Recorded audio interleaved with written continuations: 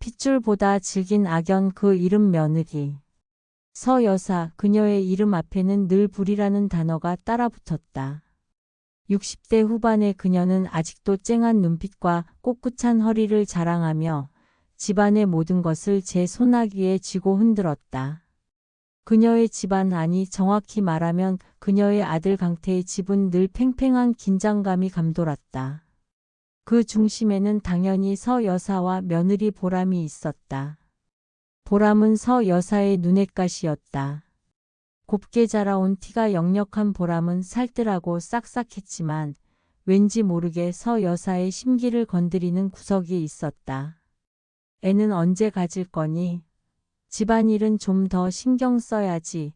내 엄마는 왜 이렇게 연락이 없어? 서 여사의 잔소리는 끝도 없이 이어졌고 보람은 겉으로는 웃었지만 속으로는 부글부글 끓었다. 보람 역시 할 말은 많았다. 명문대 졸업 후 번듯한 직장을 다니는 그녀는 집안일에만 매달리는 삶을 원치 않았다. 물론 남편 강태와 시어머니 서 여사를 위해 최선을 다했지만 돌아오는 것은 늘 불만과 잔소리뿐이었다. 특히 서 여사의 며느리 사랑은 유별났다. 아들 강태에게는 꼼짝 못하면서 며느리 보람에게는 칼날 같은 말을 서슴없이 내뱉었다. 어머님, 저도 제 삶이 있어요. 숨 좀 쉬게 해주세요. 보람이 언젠가 울먹이며 항변했지만 서 여사의 반응은 냉담했다. 숨은 죽어서 쉬는 거야. 며느리는 시집 오면 시어머니 그림자 밟을 각오해야지. 그렇게 팽팽한 줄다리기를 이어가던 어느 날 상상조차 할 수 없는 일이 벌어졌다. 그날은 보름이었다. 온 가족이 서 여사의 집에 모여 보름달 아래 소원을 빌기로 한 날이었다. 옥상에 차려진 간소한 제단 앞에서 서 여사는 능숙하게 절을 하고 소원을 빌었다. 우리 강태 사업 번창하게 해주시고 우리 집안 만사 형통하게 해주세요. 보람도 서 여사를 따라 절을 했지만 속으로는 다른 소원을 빌었다. 제발 이 지긋지긋한 시어머니와의 악연 끊어지게 해주세요. 그 순간 섬광이 번쩍하더니 온 세상이 하얗게 물들었다. 정신을 차려보니 모든 것이 이상했다. 익숙한 자신의 방이 아니었다. 낡은 화장대, 촌스러운 꽃무늬 벽지, 그리고 무엇보다 낯선 늙은 손. 보람은 비명을 질렀다. 거울 속에 비친 것은 다름 아닌 시어머니 서 여사의 얼굴이었다. 동시에 서 여사 역시 자신의 젊고 탱탱한 손을 보며 경악했다. 그녀 역시 며느리 보람의 몸으로 뒤바뀐 것이었다. 믿을 수 없는 현실에 두 여자는 혼란에 빠졌다.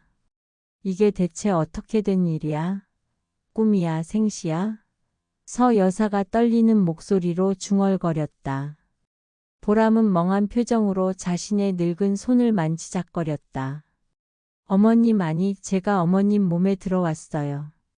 혼란은 잠시, 두 여자는 현실을 받아들이기로 했다. 어차피 다시 원래대로 돌아갈 방법은 알 수 없었다. 일단 서로의 삶을 살아보면서 이 기묘한 상황의 원인을 찾아보기로 했다. 서 여사가 된 보람은 며느리로서의 삶을 살기 시작했다. 아침 일찍 일어나 남편 강태와 시어머니 원래의 보람을 위한 아침 식사를 준비했다. 뻣뻣하게 굳은 몸으로 겨우겨우 밥을 짓고 국을 끓였다. 평소 보람이 얼마나 힘들었을지 몸소 느껴보니 알 것 같았다. 출근 준비를 하는 강태에게 아침 식사를 차려주고 서둘러 집을 나섰다. 보람의 직장 광고 회사로 향했다. 젊은 직원들 틈에서 쭈뼛거리며 일을 시작했지만 쉽지 않았다. 컴퓨터 자판은 눈에 익지 않고 젊은 직원들의 빠른 업무 속도를 따라갈 수 없었다. 하루 종일 눈치만 보다가 겨우 퇴근 시간을 맞췄다.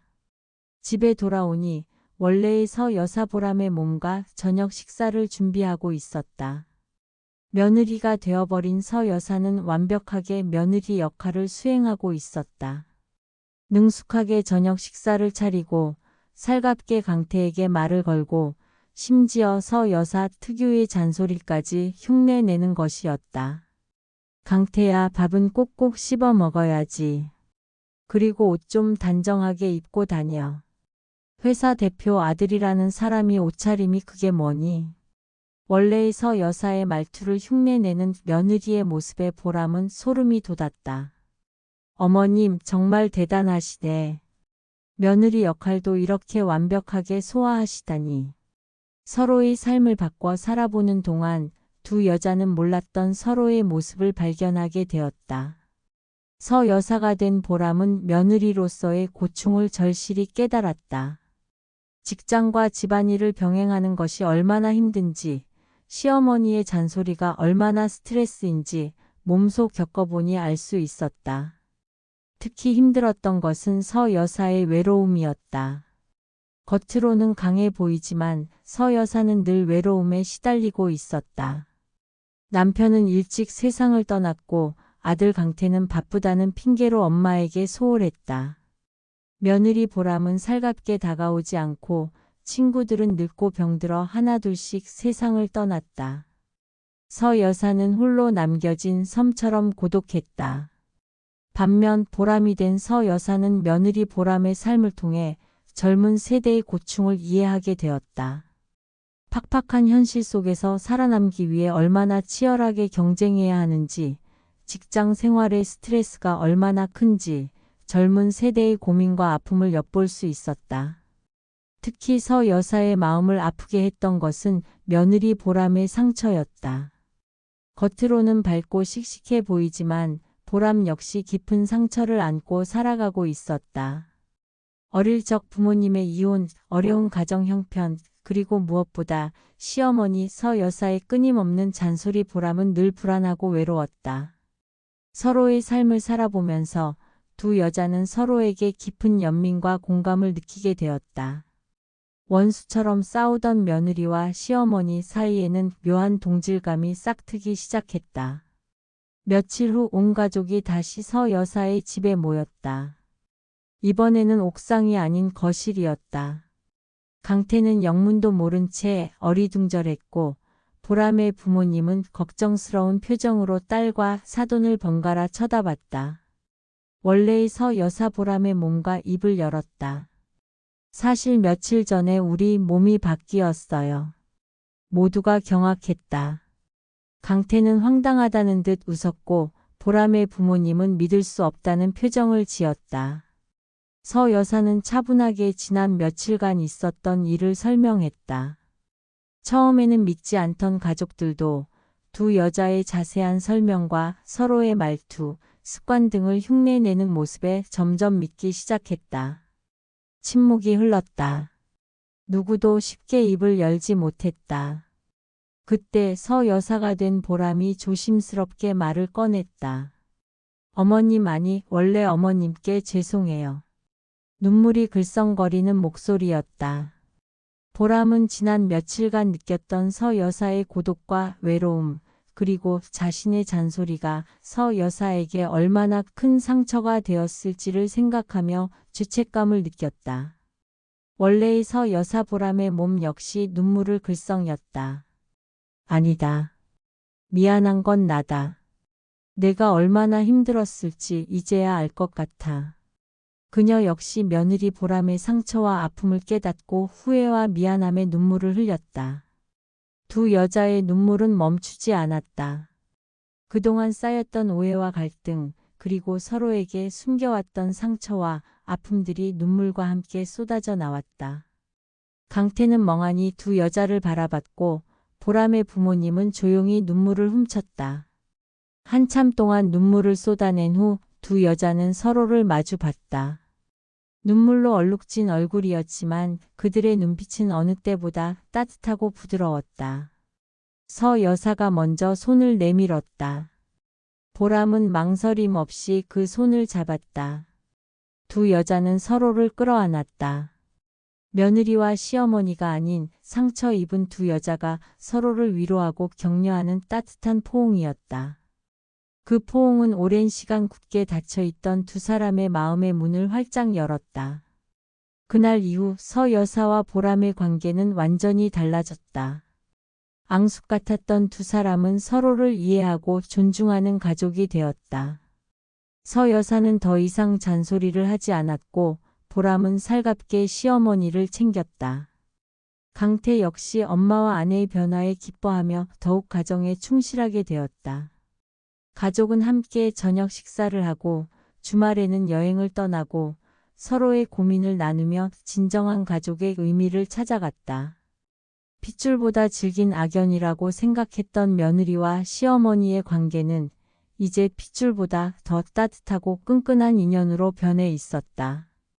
보름달 아래 빌었던 소원은 이루어지지 않았다. 몸은 다시 원래대로 돌아오지 않았지만 그보다 더 소중한 것을 얻었다. 서로의 삶을 바꿔 살아보면서 그들은 서로를 이해하고 사랑하는 법을 배웠다. 그리고 진정한 가족은 핏줄로 맺어진 관계가 아닌 마음으로 이어지는 관계라는 것을 깨달았다.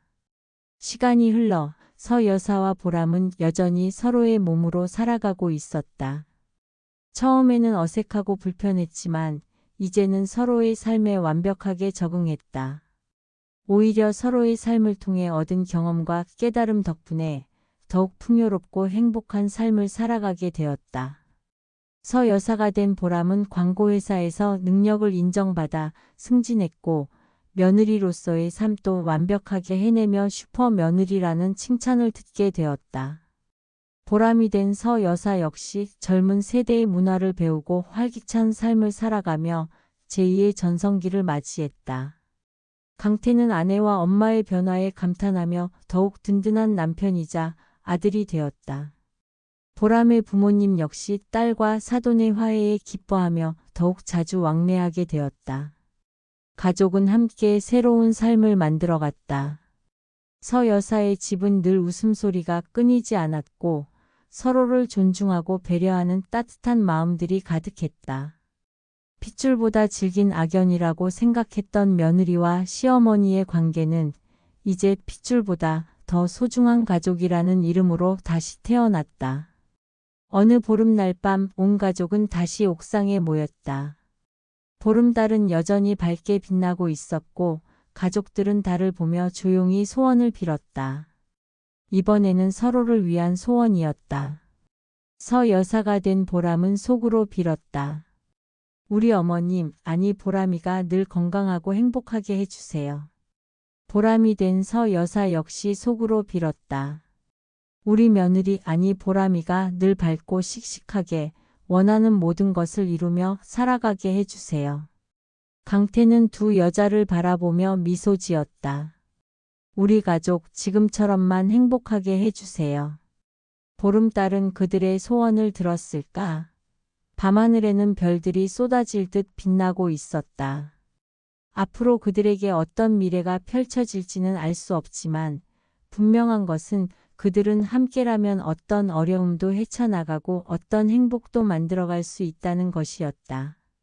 핏줄보다 질긴 악연, 그 이름 며느리와 시어머니는 이제 핏줄보다 더 소중한 가족이라는 이름으로 영원히 함께할 것이다. 몇 년 후 기적처럼 두 여자는 다시 원래의 몸으로 돌아왔다. 이유는 알 수 없었다. 마치 꿈처럼 어느 날 아침 눈을 떠보니 모든 것이 제자리로 돌아와 있었다. 서 여사는 자신의 늙은 손을 보며 안도했고 보람은 젊고 탱탱한 자신의 몸에 감격했다. 서로의 몸으로 살았던 시간은 마치 꿈처럼 느껴졌지만 그 꿈은 너무나 생생했고 그들의 삶을 완전히 바꿔놓았다.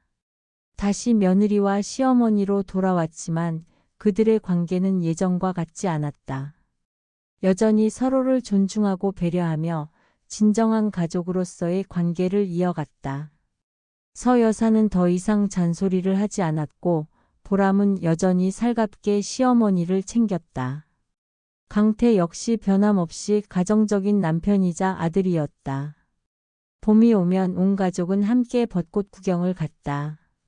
벚꽃잎이 흩날리는 길을 걸으며 서 여사는 보람의 손을 잡고 말했다. 보람아, 우리 참 별일이 다 있었지?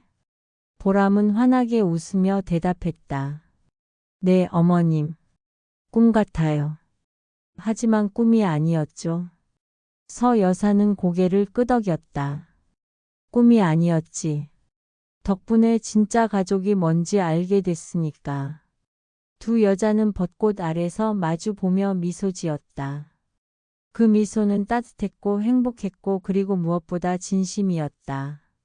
핏줄보다 질긴 악연, 그 이름 며느리와 시어머니는 이제 핏줄보다 더 소중한 가족이라는 이름으로 영원히 함께 할 것이다.